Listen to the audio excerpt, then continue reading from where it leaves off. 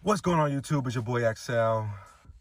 The reason for this video is because I got the restraint SRS on my Mercedes. So I'm gonna go ahead and diagnose the problem and see what I can do to get it fixed. Go to Benz.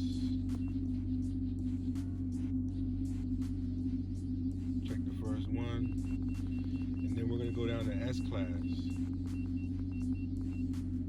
We're gonna go to the S-Class.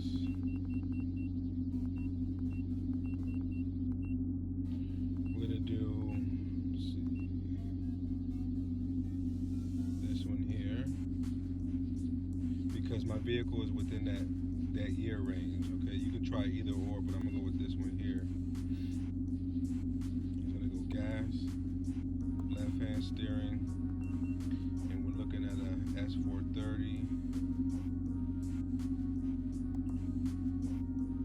It's automatic.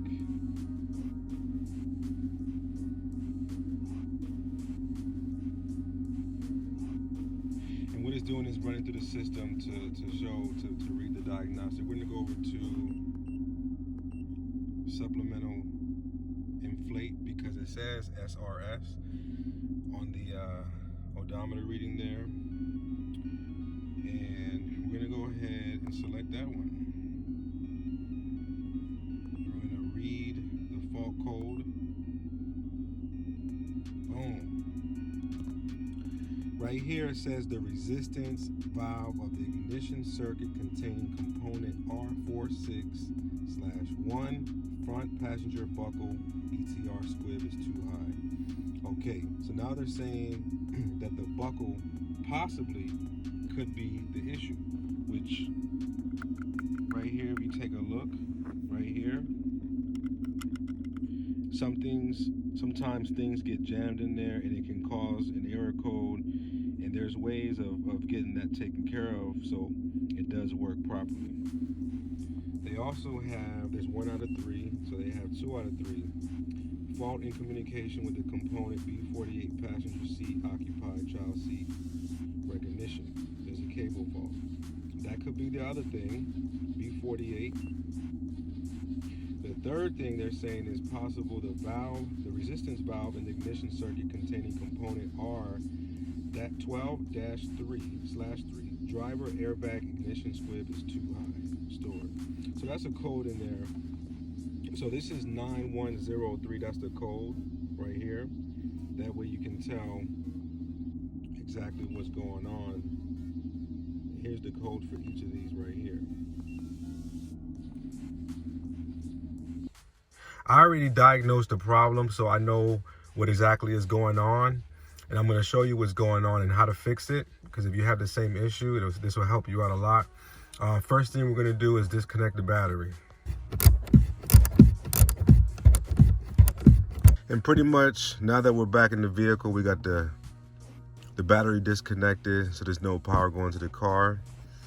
We're just gonna put the Torx key back in and just twist. Probably gonna have to remove it and then put it back in, but just keep going. I feel it getting loose now.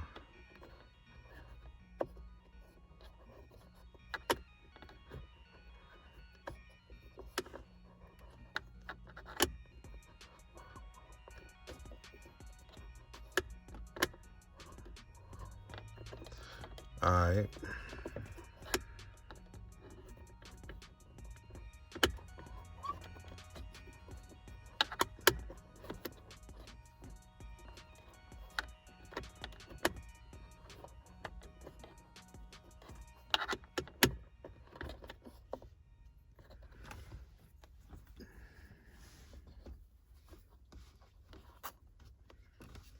So as you can see, the airbag got loose since I unscrewed this. This is what keeps it together in here. So I'm gonna work on the other side right now. Now, one thing you wanna do for this side, so on the other side, we went down. On this side, you're gonna wanna go up, okay? and then pretty much go this way. So you're gonna go up on this side, and then on the other side, you're gonna go down. So yeah, you're gonna continue going, and the screw is not gonna come all the way out, but you will know when it's ready because it won't have anywhere to go. It's gonna be so loose. And not only that, but as you can see, the gap here has gotten larger, just like the other side. So it's about ready.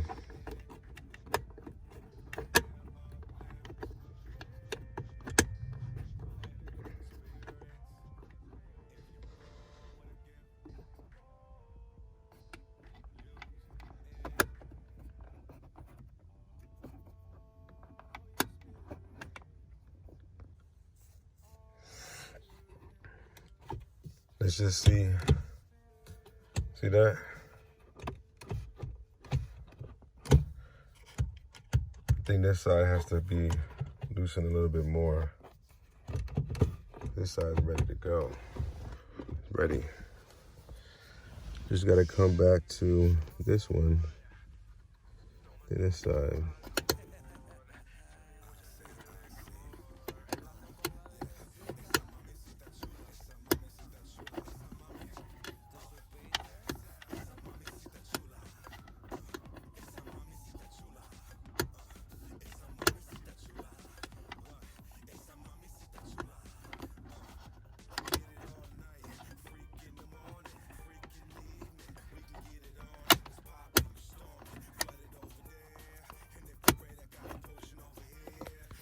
All right, now that I've gotten both sides, both screws loose, what we're gonna do is pull out the airbag.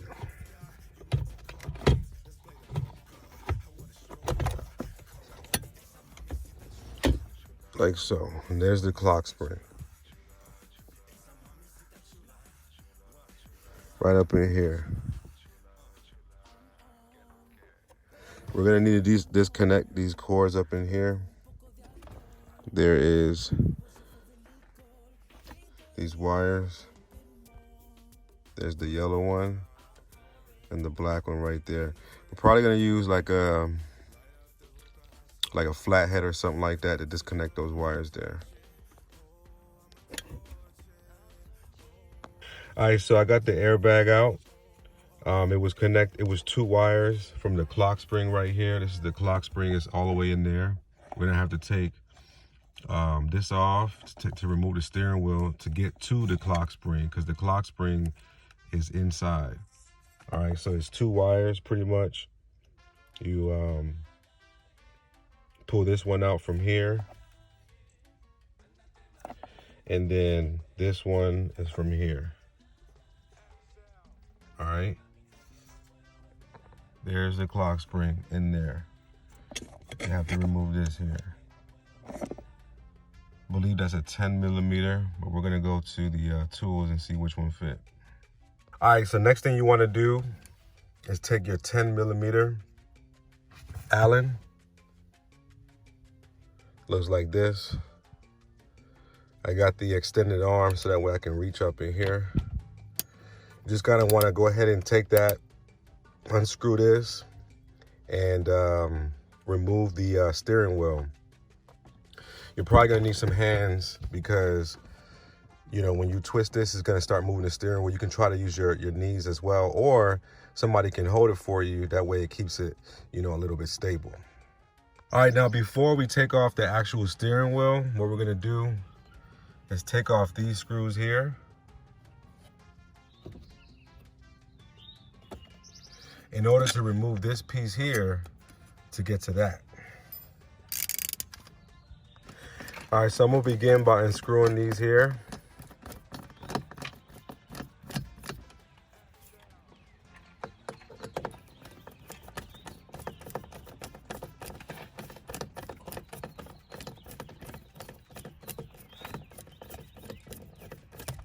So that's one, got the second one loose, the third one, and the fourth one right here.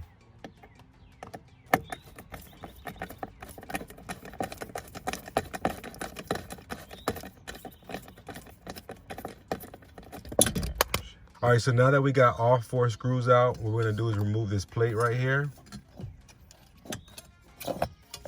Just lift it from the top here. See, it's got these 4 little clips on the interior and inside there. Just kind of remove that. Then we have this 10mm Allen that we have to remove in order to get to the clock spring here. Also, I want to mention when you remove your airbag, make sure you keep the airbag side up so that way less weight is on top of it from the other side. Now for this part, it is recommended that you have somebody next to you here that can help you hold on to the steering wheel here.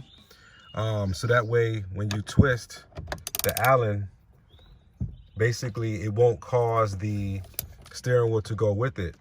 So I already have it cracked. It does take a little force to get this off, but once you have it cracked, as you can see, I have some hands here that's helping me maintain the steering wheel in the right place. And also, one thing you want to remember is to keep the steering wheel face forward, so that way, you know, make sure your wheels are not turned left or right. Make sure it's straight up and down.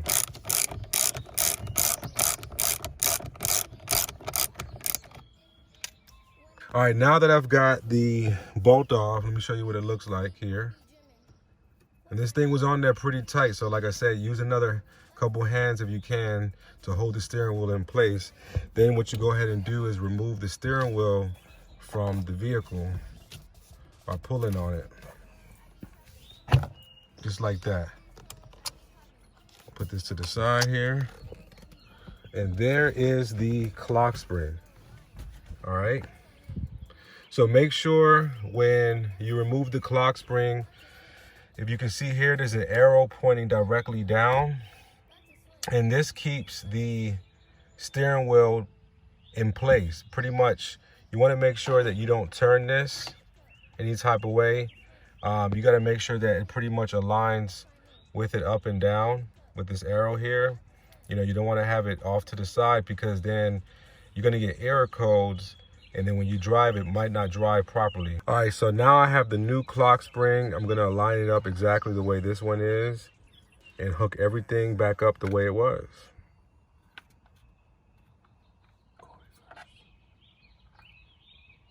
So basically you go in reverse. So the last step to actually remove the clock spring will be to take off these 3 screws here, and that's gonna let it get it off. It's gonna help you remove it from the actual vehicle, right up in here. So the last step to actually remove the clock spring will be to take off these 3 screws here, and that's gonna let it get it off. It's gonna help you remove it from the actual vehicle, right up in here. Just to show you, when you push the new one in there, there is a clip that snaps into place. So as it was like this here, there's pretty much a clip right here where you have to push in order for it to snap in. And then now you're basically gonna screw these back in the way it was. And then once you have it in there, make sure it's lined up, okay? So you can have the vehicle running the way it was before and you don't get any error codes. All right, so basically now that you have the new clock spring put in there, you're gonna have to put the wire through the steering wheel how it came, and then you pretty much push it through. Make sure that's lined up. They have like a little arrow pointing down that just tells you that it's, you know, that's something to help line it up with. Once you align that up with straight, you're gonna put this screw back in there. Just had to make a quick adjustment. As you can see, it is exactly aligned. So you want everything down the middle, okay? Then you take this one, put it back in there.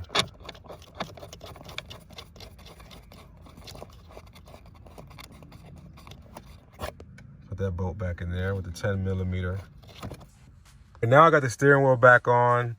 I went ahead and torqued it about 12 to 14 pounds with the 10mm Allen right there.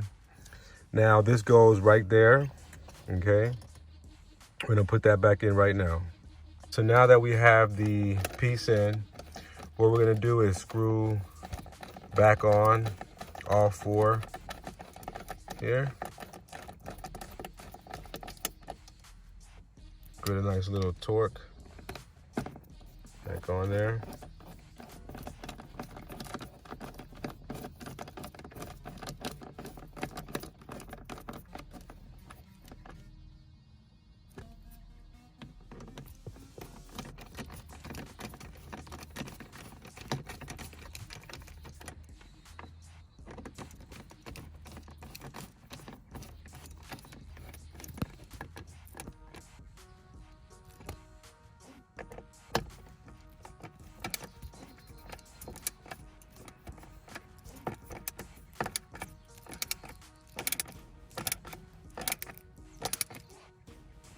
All right, so basically I put all four back in properly. I have the Clockspring wire sticking out because it's two to go back into the airbag. And as you can see again, the yellow one goes right here and the black one goes in right here. All right, so those are going back in there one by one.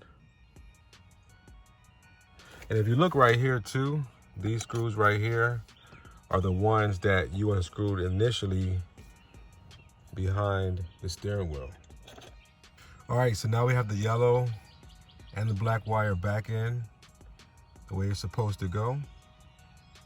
Everything's aligned up. Airbag is going back on.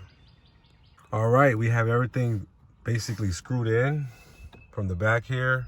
Both sides, everything looks good. The airbag is back in. Now what we're gonna go ahead and do is put the battery back in, crank it on, see what happens. All right, so I went ahead and hooked up my CR Plus and I hit the clear code and it went ahead and removed it because now that there is a new Clockspring on there, the clear fault memory is now completed. And as you can see, it is now gone. It was flashing red before. Now it just shows my mileage. You know, I can go ahead and, you know, look at all the different things that are on here again because the red SRS is no longer blinking on the car. If you have any questions, comments, leave them below. I can answer them. Definitely subscribe. Holla at your boy.